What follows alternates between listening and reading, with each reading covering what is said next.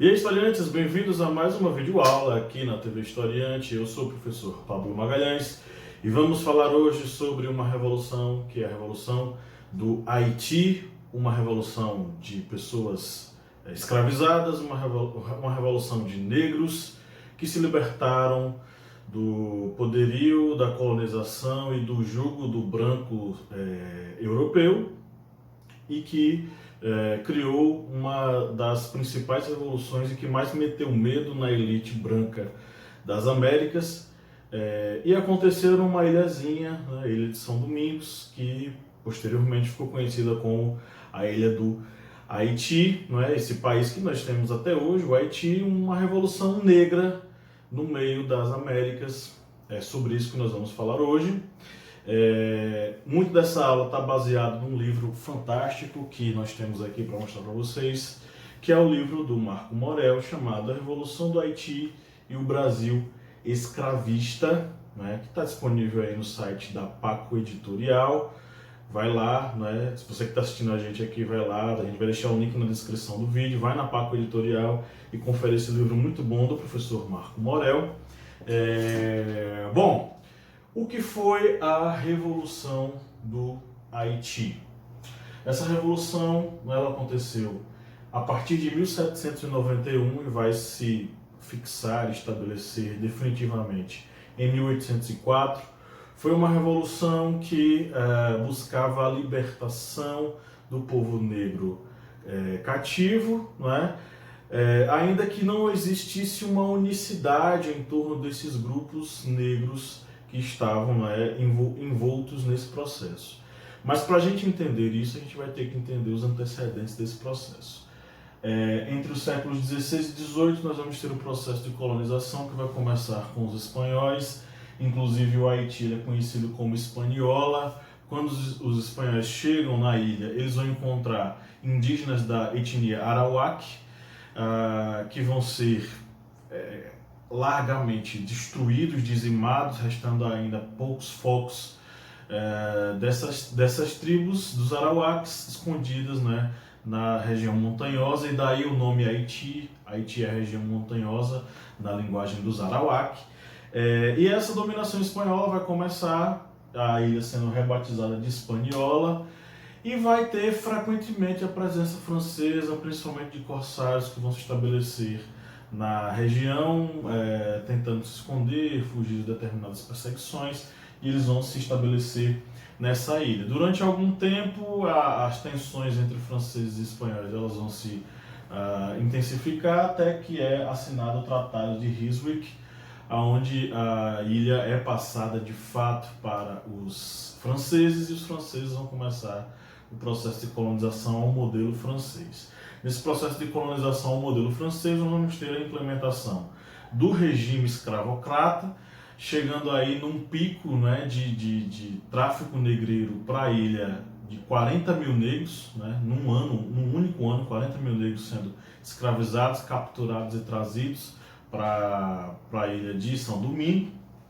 E inicia-se aí o processo tanto da exploração da cana-de-açúcar quanto do café, e pelo seu desenvolvimento, enfim, monetário, enfim, o seu desenvolvimento econômico, né, de fato, ela vai se chamar de Pérola das Antilhas, né, porque essa Pérola das Antilhas ela vai representar uma riqueza fundamental para o poderio francês. No final do século XIX, no final do século XVIII, a gente vai ter aí um número aproximado de 400 mil escravos para uma população de 40 mil brancos na ilha.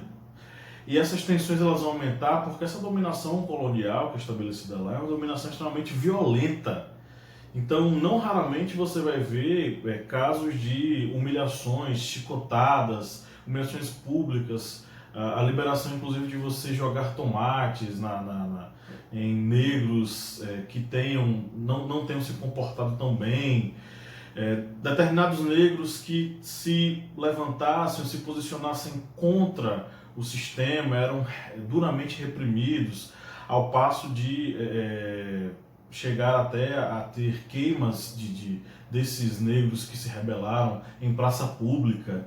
Então a dominação na ilha vai ser uma dominação extremamente violenta e essa violência vai acirrar ainda mais as tensões. Os europeus imaginavam que se eles queimassem vivos determinados rebeldes para mostrar para os negros que eles não poderiam se rebelar, achavam que isso iria aplacar o desejo dos negros por libertação, mas isso fez com que isso aumentasse a tensão e fizesse com que esse desejo se renovasse cada vez mais. Então, essa dominação fortemente violenta, ela vai fazer com que os negros escravizados, juntamente com mulatos que estariam aí numa camada intermediária dessa população, entre os Grands Blancs, que são os grandes proprietários, os Petits Blancs, pequenos proprietários, comerciantes, artesãos. Aí você vai ter os mulatos, que vão estar aí intermediários nesse processo aí das camadas sociais, e mais embaixo nas camadas sociais você vai ter os negros libertos e mais embaixo os negros escravizados. São essas classes menos favorecidas e mais vilipendiadas, né, perseguidas, escravizadas, agrilhoadas, que vão tentar e vão conseguir fazer a revolução na ilha de São Domingos. Vamos dar uma pausa agora para você tomar um fôlego, toma uma aguinha aí e aproveite e faz o seguinte, deixa o seu like aí se você já está gostando do nosso vídeo. Se ainda não é inscrito, se inscreve aí no canal, né? Ativa o sininho para receber nossas notificações, para que você fique ligado aí em todas as nossas postagens e os nossos vídeos novos, tá? E lembra sempre, tá? Se você gosta do nosso trabalho, apoia a gente lá no site apoia.se/historiante. A partir de R$1 você já nos ajude muito na manutenção desse projeto. E a partir de 4 você entra no nosso grupo secreto. Vai lá, o link está na descrição. Bom, e aí nós vamos para, de fato, o processo revolucionário. E é um processo revolucionário porque ele dura anos até se consolidar. Por que isso vai acontecer? Inicialmente nós vamos ter uma rebelião dos negros libertos, negros escravizados e parcela de mulatos, que vão se organizar, várias tribos distintas, várias nacionalidades distintas, mas unidas na ideia de fazer uma revolução, libertar os povos negros e abolir de vez a escravidão na ilha, né? Então nós vamos ter aí um primeiro líder que vai ser identificado como Biassou. Biassou, ele vai organizar esse movimento e vai liderá-lo, né? Tendo também alguns personagens ali ladeados, mas ele sendo o principal personagem. E nós vamos ter um evento mítico no Bosque Caimã, que é uma cerimônia voodoo, onde esses negros e mulatos vão se organizar, vão fazer uma cerimônia que vai dar início ao processo revolucionário.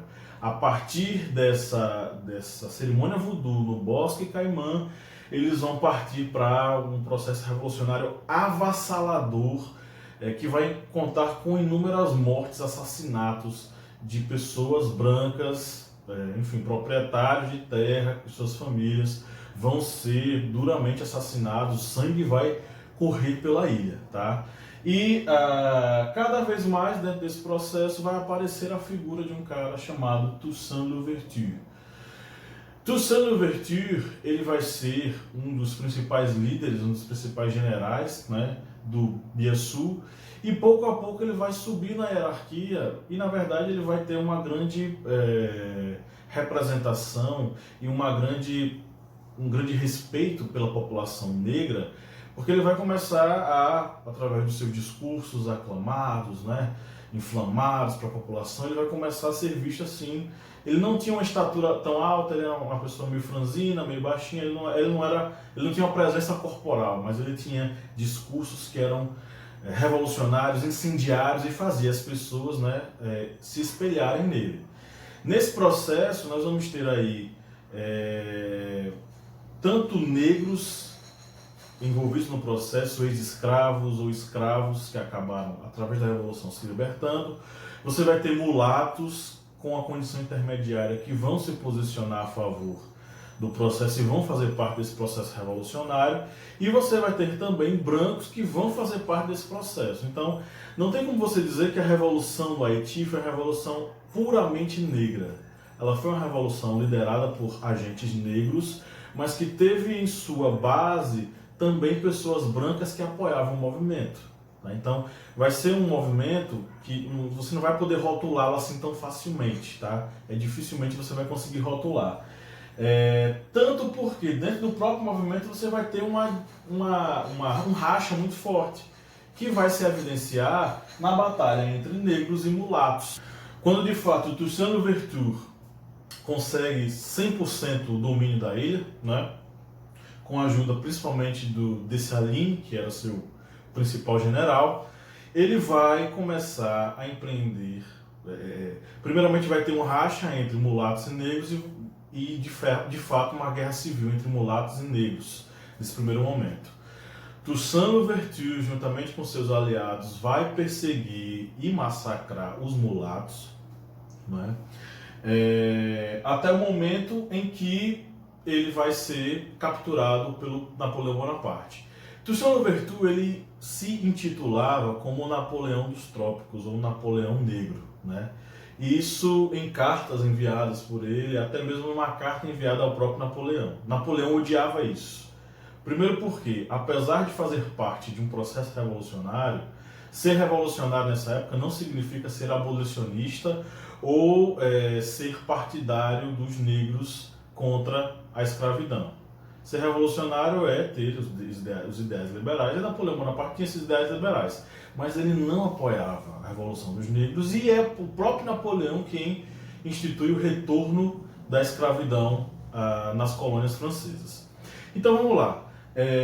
Toussaint Louverture ele vai empreender essa perseguição aos mulatos, ele vai tentar fazer um acordo com a França, né, um acordo que de fato a França reconheça essa independência haitiana, só que aí os enviados franceses eles acabam fazendo a emboscada, Toussaint Louverture é preso e é levado para a França, onde ele vai morrer no cárcere. Tá? Nesse processo, nessa briga entre mulatos e negros, muitos mulatos vão ser assassinados, vão ser mortos. O André Rigaud, que inicialmente estava dentro do processo revolucionário, ele vai se opor ao Toussaint Louverture e ele mesmo também vai ser preso e vai ser levado para a França, né? E aí você vai ter a ascensão de um personagem que era um apoiador do Toussaint Louverture, que era um general do Toussaint Louverture, que é o Dessalines. Dessalines vai tomar de conta da recente república, só que ele vai transformar essa república numa monarquia e vai se autoproclamar o imperador, né? Então esse imperador Dessalines ele vai governar com mão de ferro, ele vai perseguir cada vez mais os mulatos, até o momento em que é feita uma emboscada para matá-lo, né?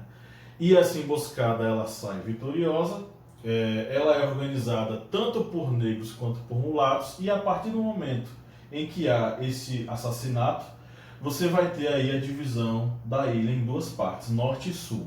O sul governado pelos mulatos, com Pétion como seu presidente, né, como seu representante, enfim. E o Christophe, que era aliado de Dessalines, aliado e membro ali, parte aí dos negros, né, ele vai ser o governante do norte, sendo autoproclamado rei. Então, Christophe e os negros, numa monarquia ao norte, vão estar na ilha do Haiti, já batizada como Haiti, e Pétion liderando os mulatos no sul, numa república. Pétion vai fazer uma reforma agrária que é tida como uma reforma agrária interessante, vai conseguir fazer um governo que vai ser um governo bom tanto para negros quanto para mulatos, ao passo que ao norte Christophe vai criar um reino que vai seguir a tradição de Dessalines e vai governar com mãos de ferro, com execuções sumárias de mulatos. Então você vai ter essa divisão que vai chegar ao final com a morte de Christophe e a unificação de norte e sul por um personagem que já está envolvido aí do processo revolucionário, chamado de Pierre Boyer, mulato, né? Naturalmente o sucessor de Pétion, né? Indicado como sucessor de Pétion, ele vai unificar norte e sul, e em 1824 ele vai assinar com a França um tratado onde a França vai reconhecer de fato a independência do Haiti, mas isso não foi feito de graça. Por que isso não foi feito de graça?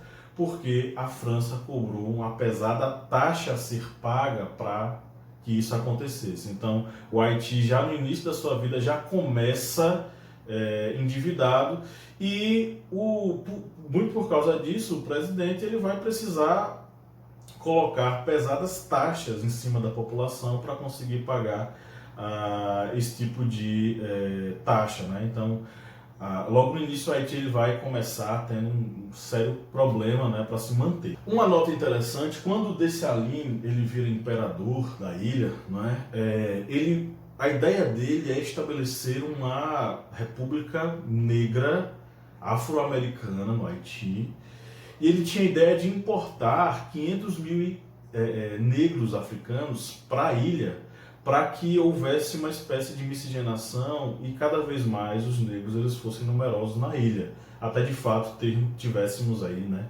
uma ilha totalmente 100% negra. Mas a ideia de Dessalines não chegou a ser efetuada. Bom, essa revolução, ela não saiu, como é que eu posso dizer assim, esquecida no restante do mundo, tá? Ela abalou, na verdade, o mundo todo. Algumas pessoas tentam entender nela, na Revolução do Haiti, um reflexo dos ideais iluministas da Revolução Francesa. Essa ideia, como fala o professor Marco Morel, ela não pode ser levada a sério necessariamente, ela precisa ser problematizada, porque existem algumas nuances que devem ser levadas em consideração. Por exemplo, para você ter uma ideia, tá? A Revolução Francesa, ela destituiu do poder o Luís XVI, que era visto pelos negros escravizados no Haiti, na ilha, como alguém que queria a abolição da escravidão. Então, de certo modo, alguns desses negros escravizados, da população negra em si, até mesmo os libertos, enxergavam em Luís XVI uma espécie de figura amiga, que era levada, né, como uma espécie de personagem exaltado. E ele era, de fato, exaltado em alguns discursos. Então, assim, uma parte da população negra coadunava, concordava com a ideia da monarquia e a ideia de que essa monarquia queria a libertação deles. E elas viam na Revolução Francesa algo negativo. Do mesmo modo, uma grande parte da população branca, ela queria a destituição da monarquia, apoiando a Revolução e apoiando o ideal de manutenção da escravidão nas colônias francesas. Então, assim, você vê claramente que há uma narrativa do negro apoiando a monarquia, vendo nela a possibilidade da abolição da escravidão, e você vê brancos apoiando a revolução, vendo nela a possibilidade da manutenção do regime escravocrata. Então essa ideia de que a Revolução Francesa ela teve um reflexo na Revolução do Haiti é algo enganoso e que você deve evitar. Do mesmo modo, é possível dizer que o que aconteceu no Haiti impulsionou determinadas ideias na Revolução Francesa. Por exemplo, a ideia de abolição da escravidão, que foi feita a ferro e fogo e com muito sangue no Haiti, acabou refletindo nos ideais liberais da Revolução Francesa na metrópole, lá na França, e fez com que a abolição ela começasse a ser cada vez mais discutida, debatida, até o momento em que ela é de fato assinada, né?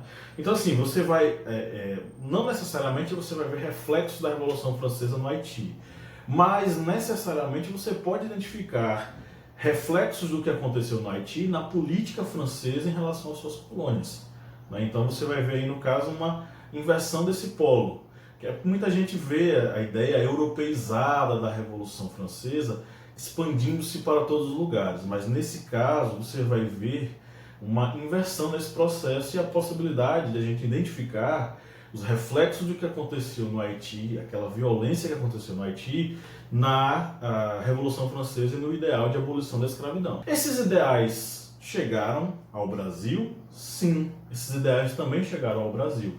Muitas notícias acabaram vindo para cá, né? Muitas informações. Isso foi recebido aqui no Brasil. A gente não pode identificar também uma coisa homogeneizada, tipo, os negros viram no Haiti a possibilidade de liberdade, os brancos ficaram com medo. Não necessariamente.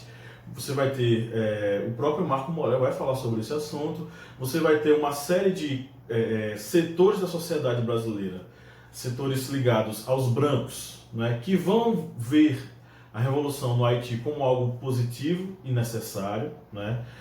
Você vai ter uma parte da aristocracia branca brasileira que vai ver sim problema nisso, porque isso pode influenciar setores dos escravos, dos negros escravizados no Brasil, e eles também tentarem sua sublevação.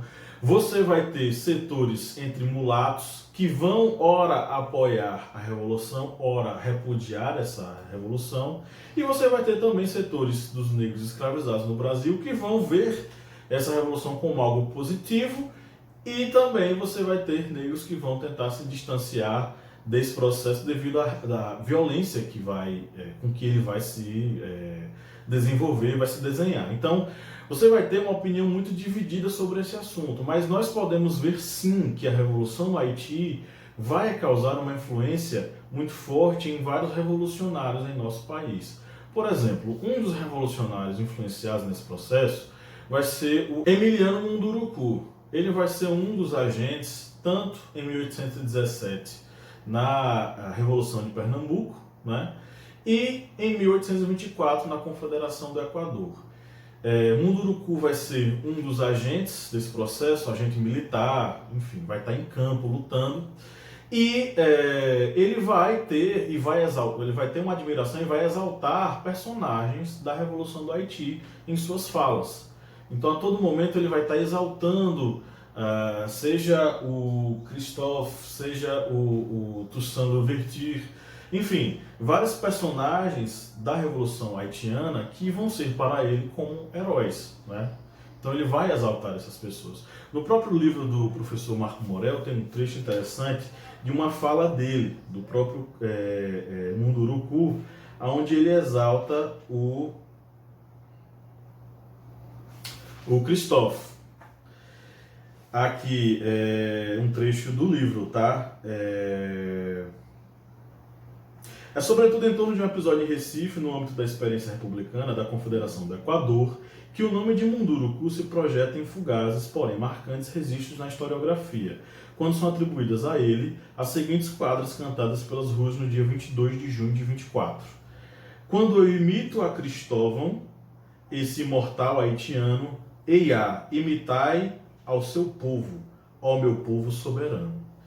Cristóvão, que ele fala aqui, é o Christophe, que vai ser o líder aí do norte da ilha. Então, assim, essa influência ela é muito forte, tá? E eu vou citar um outro exemplo que está ligado a um jornalista francês que vai se estabelecer no Brasil, que é o Plancher. Plancher, ele vai ser o cara que vai dar início, né? Através de uma aquisição que ele vai fazer, ele vai dar início ao Jornal do Comércio, um dos mais antigos jornais do Rio de Janeiro, que encerrou suas atividades em 2016. Plancher, ele era um bonapartista, né, que veio para o Brasil e que, ao mesmo tempo em que ele era conservador, ele tinha uma simpatia pela Revolução Haitiana. E ele utilizava-se da sua editora, tipografia, enfim, do seu Jornal do Comércio, das suas publicações que ele fazia aqui, porque ele era um publicador, né, ele pegava títulos e publicava no Brasil, ele veiculava informações favoráveis à Revolução no Haiti. Desde livros que vão exaltar a Revolução, até o próprio Jornal do Comércio com notícias sobre a própria Revolução. Então, qual é a força disso? A força que a imprensa tem no nosso país é disseminar esses ideais. E aí você vai ter esses ideais divulgados, encapilarizados em vários movimentos e levantes possíveis, né, em nosso país. Então, podemos identificar essa influência no Brasil da Revolução Haitiana? Com certeza. E quem fala muito bem sobre isso é o professor Marco Morel, nesse livro fantástico, que é a Revolução no Haiti e o Brasil Escravista, que eu devorei, um livro fantástico, maravilhoso, disponível lá na Paco Editorial, né? Bom, galera, espero que vocês tenham entendido o processo revolucionário no Haiti e suas influências em nosso país, tá? Então, se você não é inscrito no canal ainda, se inscreve aí, deixa o seu like, tá? E deixa um comentário aí, se você ficou com alguma dúvida sobre essa revolução, deixa embaixo uma pergunta, ou se você tem alguma informação que você quer acrescentar, também deixa aí, tá? Manda um abraço aí pra gente, seja lá o que for. Só não seja violento e odioso em seus comentários, porque discursos de ódio nós estamos deletando aqui da TV Historiante. Ok, pessoal? Um abraço e até o próximo vídeo.